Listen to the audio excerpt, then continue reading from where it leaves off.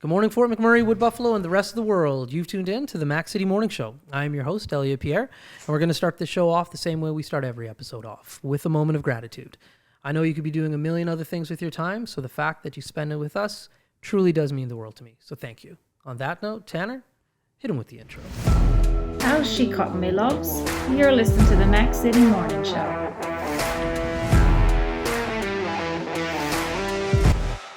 All right, and we are back. Okay, I say this a lot, but it's always the truth. I'm excited about today's episode because I don't know who I'm talking to. They reached out to me on the Facebook page, and now they're here. So I'm going to learn like you today. So these are my favorite type of guests. As you know, I don't introduce my guests because they can do a better job at that than myself. So on that note, sir, can you please tell everybody who you are and what you're about? Yeah, thank you. I feel really lucky to be your favorite kind of guest. There you go. I feel special. But my name's Tim Dyck. I'm the owner of a new HR consulting company here in Fort McMurray called Best Culture Solutions. And I help employers navigate recruiting and outplacement when they have to part ways with an employee. And I also help job seekers with their resumes and interview coaching and their own career transitions as well. That's awesome, man. That's a great service. That's a great service to town, especially for medium to small size businesses. Totally. That can't always afford to have like a dedicated HR person, maybe a recruiter or a trainer or somebody to help them with their policies, interviews, exiting interviews, stuff like that. 100%. That's awesome. Yeah. So how did you figure this one out? What put you in this pocket? Yeah, where do I start? So 20 years ago, I had a really cool opportunity to go work for Disney in Orlando, Florida. Okay. So I don't know, have you ever been to Epcot Center? I have. Big golf ball. Yep, right? Love it. Back half of the park, there's 11 countries that all have pavilions there. And I worked at the Canadian Pavilion. Okay. As a waiter in the steakhouse there. Okay. Was it a requirement to be Canadian to work in the Canadian Epcot Center? It was. And they actually only bring people down for a year at a time, so that way you can't become un-Canadian. Right. Because if you spend too much time there, you kind of lose that uniqueness. Right. And they brought people from all over the world for all those pavilions. So, okay. Like I had a roommate from Germany at one point, Italy, Japan, China. Cool. So it was cool. But one of the things I really took away from there is that their interview process was different than anything I'd ever been in. And it really hit home that if you do it right and you do it well, you can make a huge difference in the culture that's there. Right. You're actually doing the people that work there a giant favor, because if you're interviewing properly, you're actually identifying candidates who are going to be fulfilled, right? That's right. By the role, by what it offers. And you're doing them a service as well. From that, I actually ended up becoming certified in the same interviewing processes that they use. Amazon use similar processes. Wow. And applying it to my roles in various places. Most recently, spending 9 years in Fort McMurray, applying it to a role at Diversified Transportation. I became super passionate about interviews and what it could do. Yeah. You know, I saw using those techniques make a big difference, like in things like engagement, absenteeism. Came to the point where I didn't even have to track absenteeism anymore with the team that I was managing, because we had just the right people that were super motivated to do it. No doubt. And when the pandemic hit, I realized that at the time, it was going to be a scary place for a lot of people that needed a job. Yeah. A scary place. And yeah. So I thought, well, why don't I turn that knowledge into helping people through their interview process? That's right. So I started coaching people with interviews. I started with a friend, and he got 2 jobs in the middle of the pandemic when it was at its worst. Right. And he called me up and he said, you realize that people actually do this for people. So I started the business then, just kind of as a side business. Okay. And then it grew, and people started saying, well, hey, if you can help people through interviews, why aren't you helping companies identify the right candidate? That's right. Oh, that's a good point. So Yeah. I started adding those services, and then, well, wait a second, why don't you help companies when they have to let people go? Yeah. Right? Be there to help support them with that, and then you can take that individual and help them find their next fulfilling job. That's right. Because it's all the same subject matter. It's the skill, the job search, and the interview, right? And helping both employers and job seekers in that. So just a passion that I learned from being in Orlando 20 years ago, and it's just kind of taken its own direction. And now It's cool, man. full time in the business. So That's it's been awesome. Fun. Yeah. That's fantastic. I love that you decided to like start a business for it. It's something that the community has needed for a very, very long time. Yeah, thanks. It's a great business that I think you're in, especially for those small businesses. Because as you know, like you're in a HR position, like Sure. even if you're a company that is a medium-sized business, to employ an HR person, nonetheless, like a department, it's unattainable for so many It's too much. businesses. Yeah. And in theory, they don't need it for the duration of a year. So for them to have like a local option, Totally. huge, man. You know what I often find too is that a lot of businesses, what they do if they don't need that full-time person, they'll just say, well, let's just give it to whoever handles the Right. books for us. That's right. It's administrative, right? That's And right. and so one of the things that we're also exploring adding is just the option of saying, I need 5 hours a week of HR support. Yeah. Give me the company's email address. I can fulfill that 5 hours a week, or one of the companies I'm partnering with Ken and stuff like that, because it's true. Like there's more to it than just recruiting and outplacement. Oh, There's 100%. issues that need to be addressed. And, That's right. Yeah, That's give people that exactly option. it. Yeah. No, it's so true. I think you hit the nail on the head there too. Like you just can't give it to an administrator or like a bookkeeper. Like people go to school, myself, Yeah. for that kind of stuff. And like there is an art form to it and there's That's a right. theory behind it. And I've been approached numerous times throughout the years to be like, hey, can you help? And my answer is always like, no, I can't. You're busy. Yeah, I'm busy. Yeah. But I know that there's a need for that service. And like the one thing that you do with coaching is I tell people myself, I'm like, your interview is the most important thing you do in your life. Absolutely. It like On both sides. on both sides. That's Yeah. exactly, well, that's it. Yeah. The employer wants to hire you That's and right. you want to be hired. You're both on the same team. Let's get you talking the same language so that both people can be happier. Oh man, 100%. Yeah. Yeah, and you're so right, Elliot, because it's important on both sides. It's important, obviously, for the job seeker, because that's the meeting that cements it for you, right? You're either they're a good fit for you or vice versa, or you're not. On the employer side, Yeah. interviewing right is the single most important thing Yeah. you can do, because you can have all the processes and policies in the world. Yeah. It's the people that are there. Yeah. And they either decide if they get followed or not, or if they get improved or not. And I'm a big subscriber that people is your policy more Yeah. than anything you can ever put on paper. And the most important way to manage your time as an employer is to like get it right in the interview process. That's get right. the right people on board.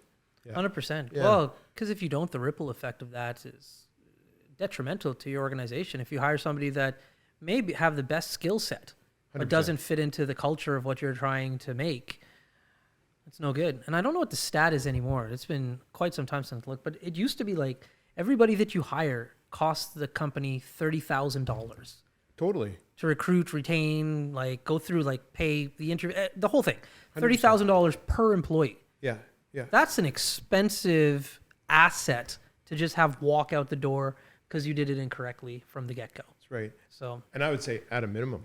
yeah, Is it, yeah, if it's like a bigger role, that's right. like I know of a company in the United States that lost hundreds of thousands of dollars. Yeah, Because they got the wrong person in a key role. that's right. So you've lost the Supervision training or something, costs. yeah. You've lost the, everything. Yeah. Everything is just down the toilet, right? So So what brought you to Fort McMurray? You said you've been here for 8 years.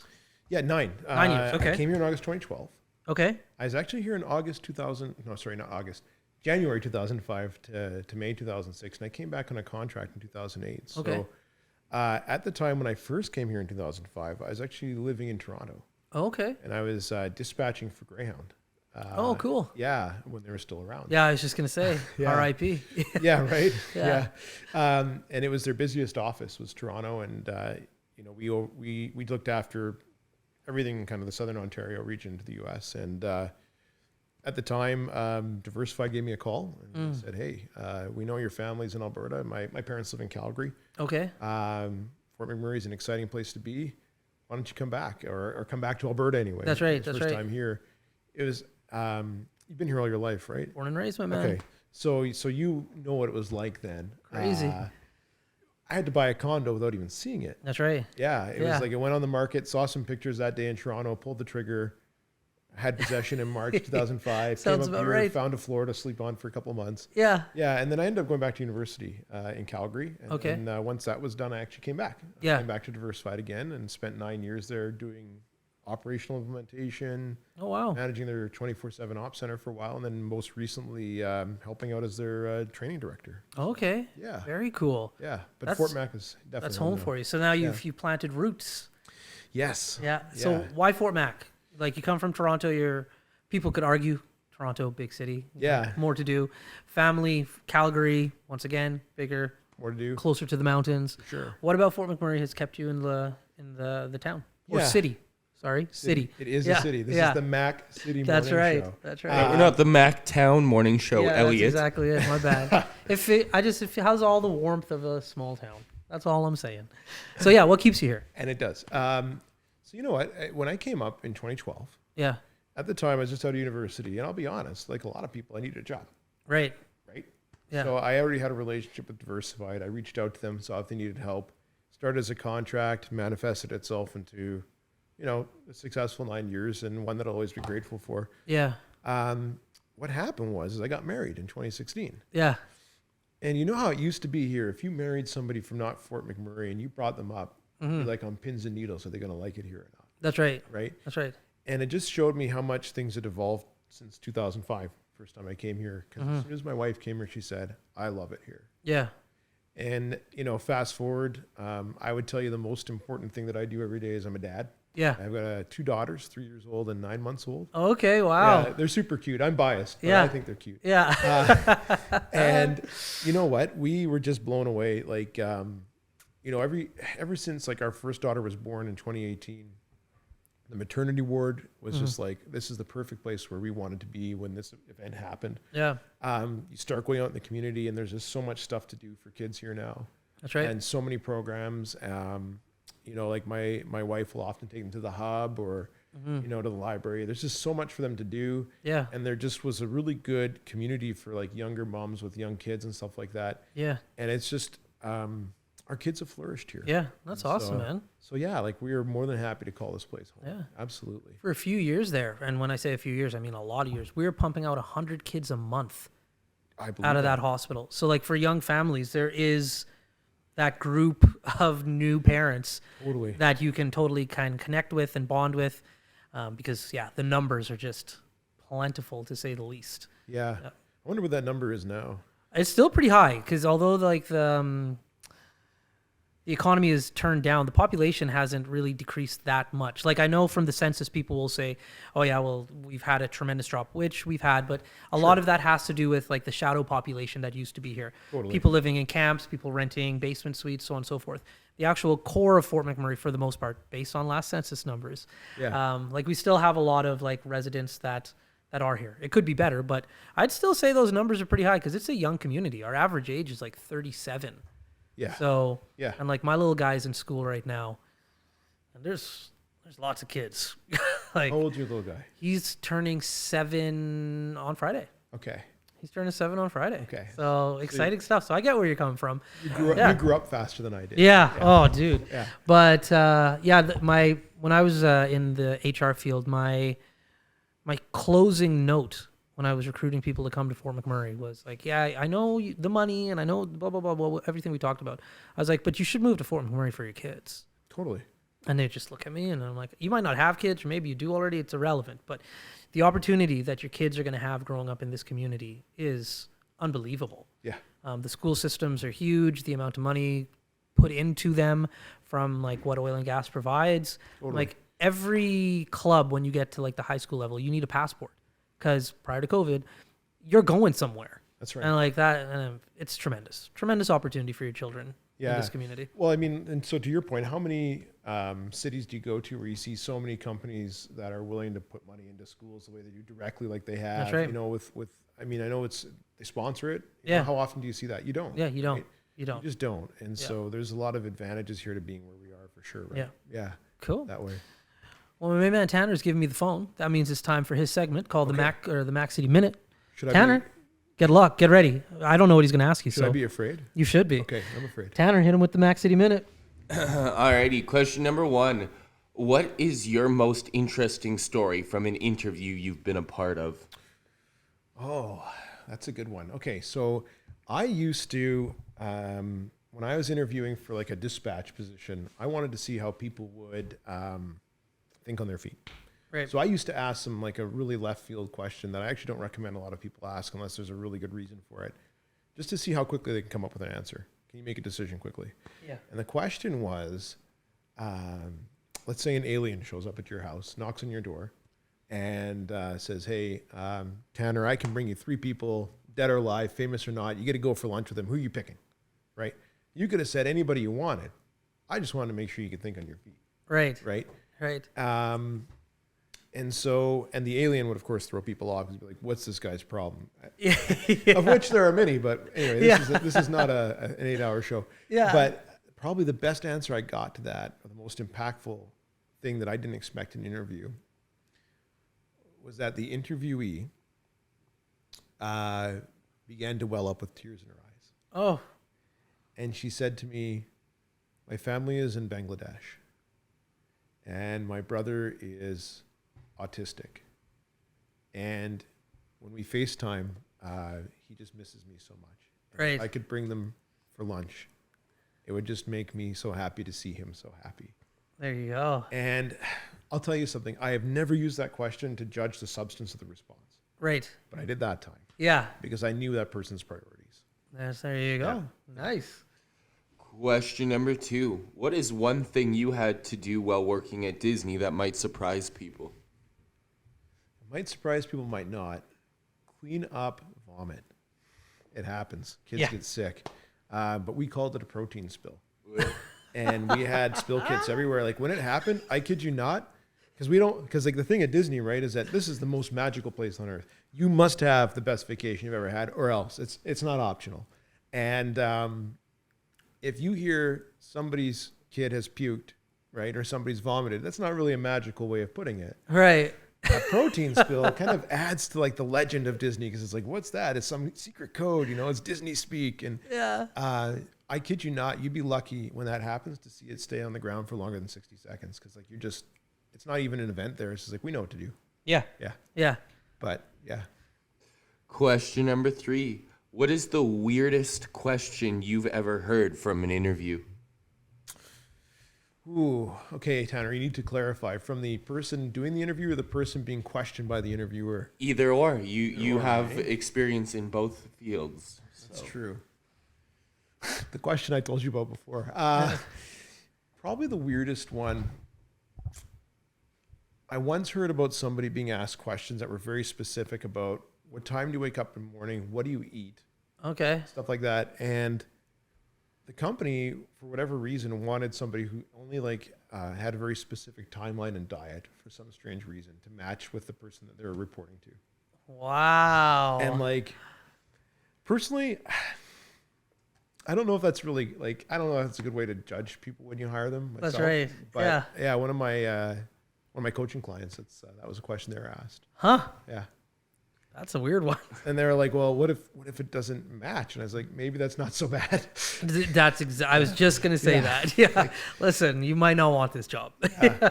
Or working for that guy or girl. Yeah. Yeah. Yeah. That's Totally. funny. Yeah. That was definitely an odd one. That's funny. Yeah. Question number 4. What is one thing about Fort McMurray that helped you become the person you are? That's a good one. Resilient. If I were to think back to 2016, the fires. Yeah. At that time, my role was to manage the operations center, and so obviously with Diversified being who they are in town, we played a significant role in the evacuation, right? Yeah, big time. And so my job at that time was we supervised the entire logistics for the company, right? The execution of those logistics. And if you weren't resilient, not only just on that day, but for not even just the 4 weeks while we were evacuated, but for years afterwards, because it took years to rebuild everything from a business perspective or a process perspective. If I wasn't resilient before, I certainly learned how to be then. There you go. Yeah. And your final question. What is one aspect of Fort McMurray that you think most people overlook that helped you want to stay here? We talked about it, I think, before, the stuff for families. I think if you're not from Fort McMurray, I don't think that you hear about it as much. Yeah. And there's just so much to do here. We never have a dull or boring moment in our house just with the options that we have. So Yeah. I think Mac Island was a game changer 10 years ago, for sure. Yeah, definitely. But yeah, I mean, that's the way I look at it. And those have been your 5 questions. There you go, Tough. Tanner. Look, Tough. you made it through it. I don't know how Tanner comes up with the questions. He's killing it. He could be an interviewer. He could be, but he's off camera. He mystery. I feel like it'd be a really bad idea if you needed an interviewer and you chose the guy who came up with the questions as the interviewee was getting interviewed. Yeah. Oh, It would yeah. probably be like a really bad call. Yeah. That is actually, Yeah, I don't that recommend is, that. Yeah. The one thing, and when people ask me at home about this, or when guests come in, they're just like, "Man, you must do so much preparation for this show." I'm like, no, zero preparation is done. Yeah, it's a Zero. conversation. Yeah. So Tanner comes up with the questions literally as you and me are talking, Yeah. and I just come up with the conversations as the conversation flows. So yeah, I appreciate that, though. Yeah, man. Spontaneous. yeah. Yeah. I think it's the most organic way to have a conversation. It's the way a podcast should Yeah, be. that's Yeah. it. Yeah. So 20 minutes is up, my man. Cool. It happens fast. That so was quick.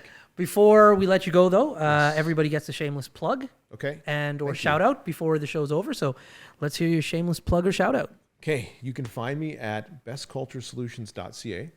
The website's currently under development. My old website is still up at bestinterview.ca. Okay.